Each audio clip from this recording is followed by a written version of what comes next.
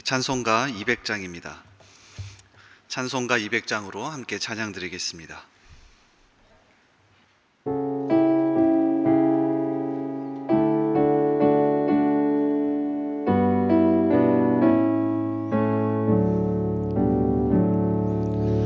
달고 묘한 그 말씀, 생명의 말씀은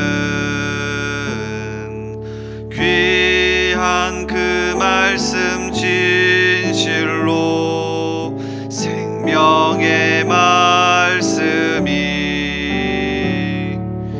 나의 길과 믿음 밝히 보여주니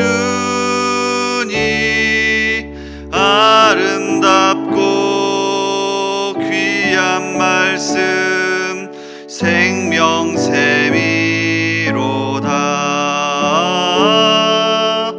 아름답고 귀한 말씀 생명샘이로다.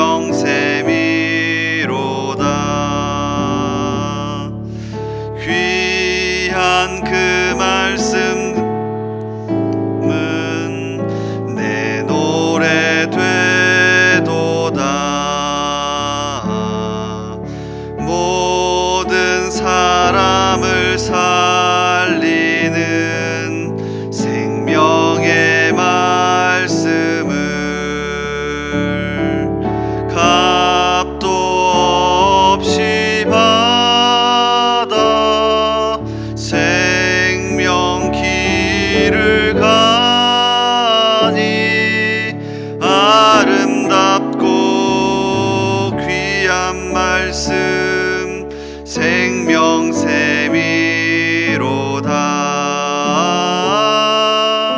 아름답고 귀한 말씀 생명샘이로다. 널리 울리어 퍼지는 생명의 말씀은 마음의 용서와 평안을 골고루 주나니 다만 예수 말씀 듣고 복을 받네. 아름답고 귀한 말씀 생명샘이로다.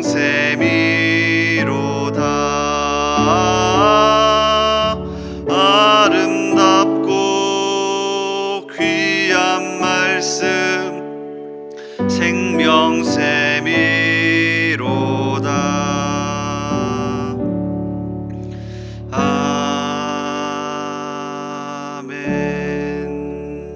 아멘. 우리 기도하겠습니다. 자비로우신 주님, 오늘도 우리에게 심장이 뛰게 하시며 생명을 주시니 감사합니다. 새벽부터 사모하는 마음으로 나왔으니 말씀을 들을 때에 하나님의 음성을 듣게 하시고 그 말씀이 오늘 하루를 비추는 밝은 빛이 되게 하옵소서. 이 시간 기도할 때 하늘 문이 열리게 하시고 하나님을 내 아버지로 경험하게 하옵소서.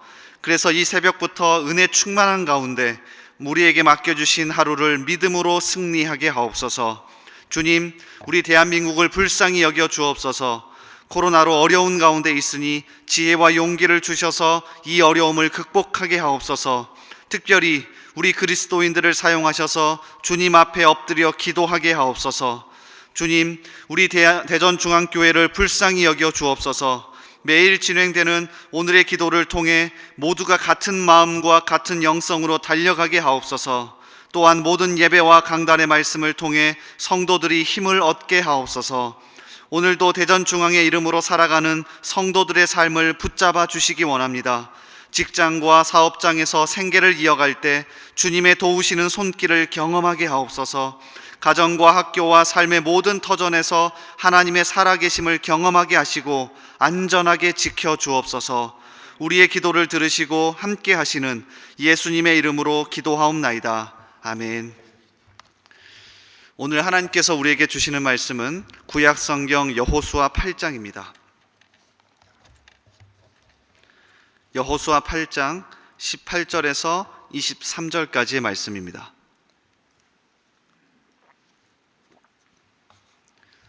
여호수아 8장 18절에서 23절까지의 말씀입니다. 우리 한 절씩 교독하겠습니다.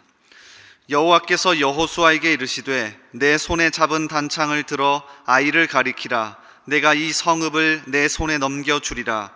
여호수아가 그의 손에 잡은 단창을 들어 그 성읍을 가리키니 그의 손을 드는 순간에 복병이 그들의 자리에서 급히 일어나 성읍으로 달려 들어가서 점령하고 곧 성읍에 불을 놓았더라. 아이 사람이 뒤를 돌아본즉 그 성읍의 연기가 하늘에 닿은 것이 보이니 이 길로도 저 길로도 도망할 수 없이 되었고 광야로 도망하던 이스라엘 백성은 그 추격하던 자에게로 돌아섰더라. 여호수아와 온 이스라엘이 그 복병이 성읍을 점령함과 연기가 오름을 보고 다시 돌이켜 아이 사람들을 쳐 죽이고 복병도 성읍에서 나와 그들을 치매 그들이 이스라엘 중간에 든지라. 어떤 사람들은 이쪽에서 어떤 사람들은 저쪽에서 쳐 죽여서 한 사람도 남거나 도망하지 못하게 하였고 아이 왕을 사로잡아 여호수아 앞으로 끌어왔더라. 아멘. 오늘도 이 새벽을 깨워 주님 앞에 나오신 여러분을 진심으로 환영합니다. 이 시간 강력한 하나님의 말씀의 은혜와 또 기도 응답의 역사가 있기를 주님의 이름으로 축복합니다. 이 시간 여호수아 8장의 말씀을 같이 읽었습니다. 며칠 동안 계속해서 여호수아 8장을 같이 읽고 있는데요, 또 묵상하고 있는데요, 이 시간 순종의 중요성이라는 제목으로 같이 말씀 나누겠습니다. 오늘 본문 말씀은 처참하게 패배했던 아이성 전투를 다시 하는 내용을 다루고 있습니다. 그리고 생각보다 그 주제는 아주 명확합니다. 하나님께 묻는 것의 중요성, 그리고 순종의 중요성에 대해서 아주 길게 이야기하고 있습니다. 왜냐하면 첫 번째 아이성 공격의 실패의 원인에 큰 두 가지 원인이기 때문에 그렇습니다. 첫 번째, 하나님께 철저히 묻지 않아서 패배했죠. 여호수아 7장부터 읽어보시면 하나님이 구체적인 전투 지시 방법을 말씀하지도 않았는데 그들은 먼저 전쟁을 시도했습니다. 자, 그래서 8장 1절을 보십시오. 아이성을 두 번째 공격할 때 명확하게 이렇게 시작합니다. 여호와께서 여호수아에게 이르시되, 여호와께서 여호수아에게 이르시되. 그러니까 명확하게 하나님이 먼저 말씀하시면서 시작됩니다. 자, 그래서 이것의 중요성에 대해서 8장은 계속해서 다시 설명합니다. 그리고 두 번째, 온전히 순종하지 않았죠. 아간이라고 하는 한 사람이 불순종하긴 했지만 여호수아 7장 1절에 보면 명확하게 이렇게 기록합니다. 이스라엘 자손들이 온전히 바친 물건으로 말미암아 범죄하였으니 이는 유다 지파 세라의 증손 삽디의 손자 갈미의 아들 아간이 온전히 바친 물건을 가졌습니다. 여호와께서 이스라엘 자손들에게 진노하시니라. 분명 모든 것을 멸절하라고 했는데, 그러니까 온전히 바치라고 했는데 아간이 불순종해서 그것을 가졌답니다. 그래서 아이성 전투에서 패배하게 되죠. 그러니까 불순종했고 하나님께 묻지 않았던 것 때문에 아이성 전투는 패배했고요. 8장에서 다시 전쟁을 하는 겁니다. 자, 그래서 오늘 이야기도 한번 잘 보시면 이것을 다시 회복하는 이야기를 아주 자세하게 설명합니다. 자, 18절을 보십시오. 여호와께서 여호수아에게 이르시되, 다시 한번 말씀하시죠. 내 손에 잡은 단창을 들어 아이를 가리키라. 자, 어찌 보면 굉장히 유치하고도 아주 세세하게 하나님이 설명합니다. 너의 손에 잡은 단창을 들어서 아이성을 가리켜라. 자, 그 다음에는 어떻게 되어 있습니까? 여호수아가 그의 손에 잡은 단창을 들어 그 성읍을 가리키니. 그러니까 8장을 여러분 계속해서 묵상해 보시면 아주 세세하게 유치할 정도로 하나님이 지시하시고요, 여호수아와 이스라엘 백성은 정말 유치할 정도로 그대로 순종하는 이야기를 계속해서 기록해 놓았습니다. 자, 이어지는 19절도 보십시오. 그의 손을 드는 순간에 복병이 그들의 자리에서 급히 일어나 성읍으로 달려 들어가서 점령하고, 자, 복병이 그 여호수아가 손에 단창을 들었을 때 움직이기 시작합니다. 근데 이 복병에 대한 이야기도 갑자기 이루어진 게 아니라 이미 하나님이 지시하신 내용이었죠. 자, 8장 2절 그리고 또 8장 4절을 보십시오. 너는 아이성 뒤에 복병을 둘지니라 하시니, 이어지는 4절도요. 그들에게 명령하여 이르되 너희는 성읍 뒤로 가서 성읍을 향하여 매복하되 그 성읍에서 너무 멀리 하지 말고 다 스스로 준비하라. 그러니까 이미 하나님이 지시하셨고 이것에 대해서 그대로 순종하는 이야기입니다. 자, 21절과 22절 이어지는 내용도 마찬가지입니다. 드디어 본격적인 전투가 벌어졌습니다. 그리고 이 전투의 과정도 아주 자세하게 다루는데요, 이미 하나님이 지시하신 내용입니다. 자, 21절 이하를 보십시오. 여호수아와 온 이스라엘이 그 복병이 성읍을 점령함과 성읍의 연기가 차오름을 보고 다시 돌이켜 아이 사람들을 쳐 죽이고, 복병도 성읍에서 나와 그들을 치매 그들이 이스라엘 중간에 든지라. 어떤 사람들은 이쪽에서 어떤 사람들은 저쪽에서 쳐 죽여서 한 사람도 남거나 도망하지 못하게 하였고, 아이성 전투를 두 번째로 하면서 하나님은 명확하게 이야기하셨습니다. 탈취할 물건, 가축은 너희가 이번엔 가져도 좋다. 하지만 나머지는 다 멸절해라. 그래서 그대로 하는 이야기를 21절과 22절에서 설명하고 있는 겁니다. 그러니까 숨막히게 여기까지 따라오다 보면, 아, 그래, 하나님이 지시하신 내용을 그대로 순종해야지 라고 하는 마음이 들기도 하지만, 사실 8장은 너무나도 내용이 깁니다. 제가 만약에 성경을 기록하는 사람이라면 7장에서 실패했잖아요. 그 다음에 8장은 한두 절이면 됩니다. 하나님께 묻지 않고 불순종했던 이스라엘이 하나님께 순종해서 다시 아이성을 정복했더라.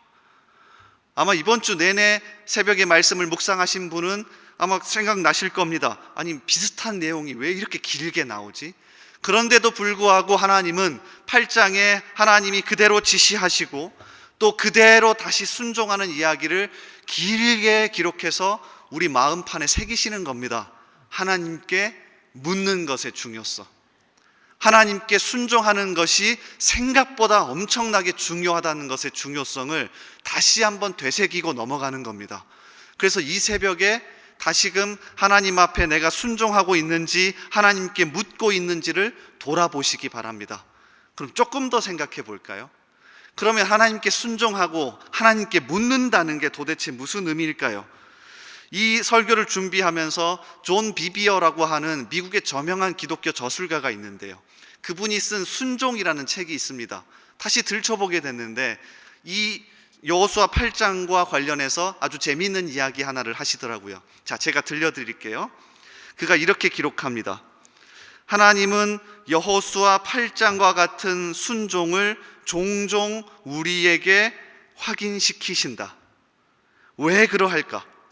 만약 성경에 나온 순종을 모든 삶에서 하나부터 10까지 하나님이 시키는 대로 해야 한다고 적용한다면 우리는 기계나 물건에 불과할 것이다. 오히려 순종을 통해 우리 삶의 중심이 누구인지, 그리고 우리가 하나님이 만드신 피조물이라는 가장 중요한 진리를 확인하게 된다.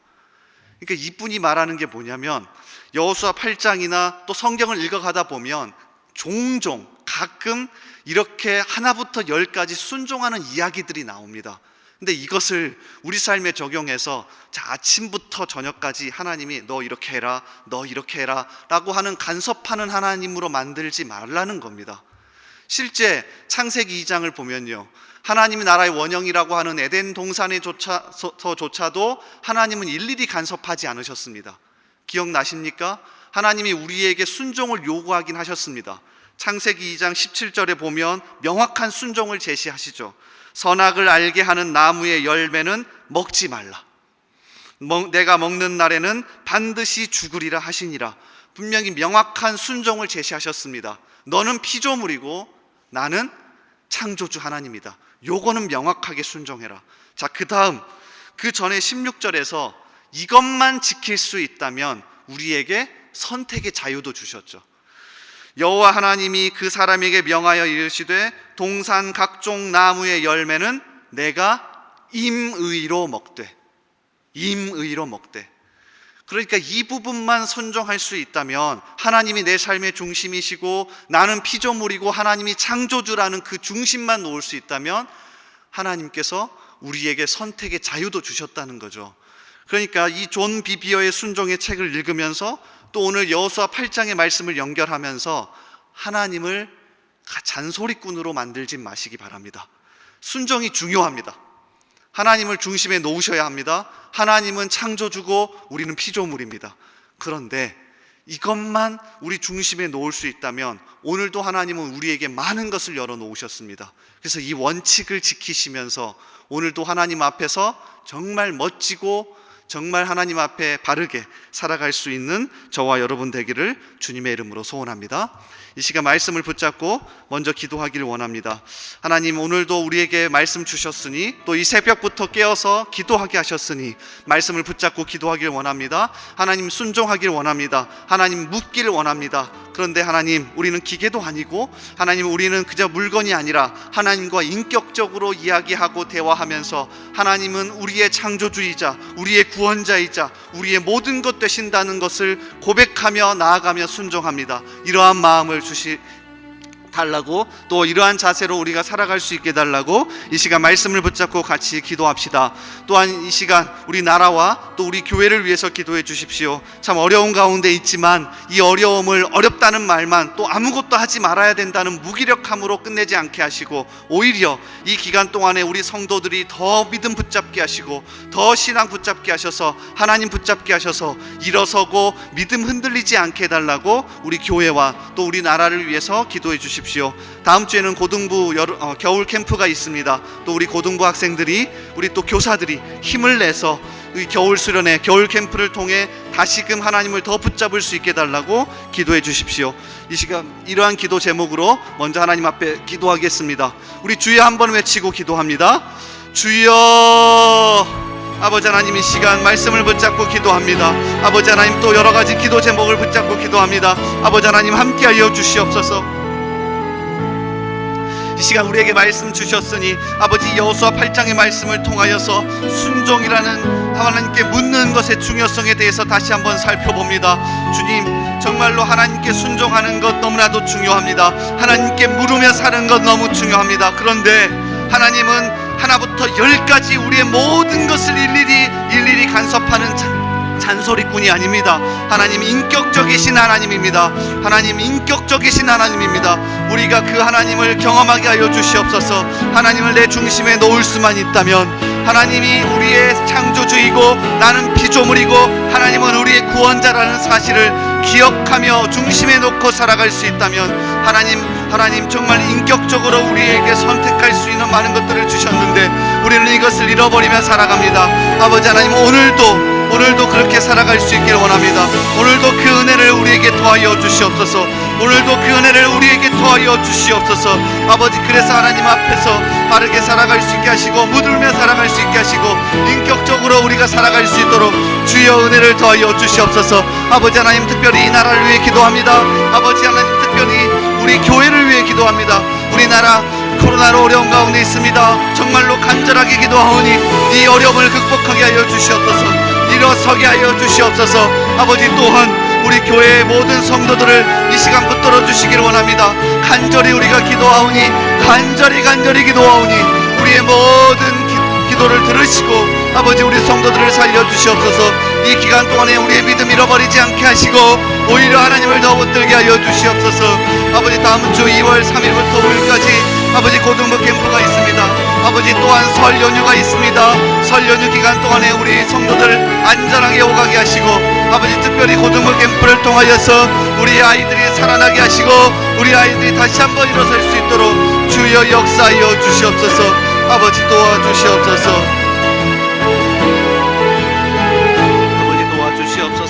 인도하여 주시옵소서. 우리 계속해서 기도합니다. 매주 금요일은 특별히 가정과 목장 사역을 위해 기도하는 날입니다.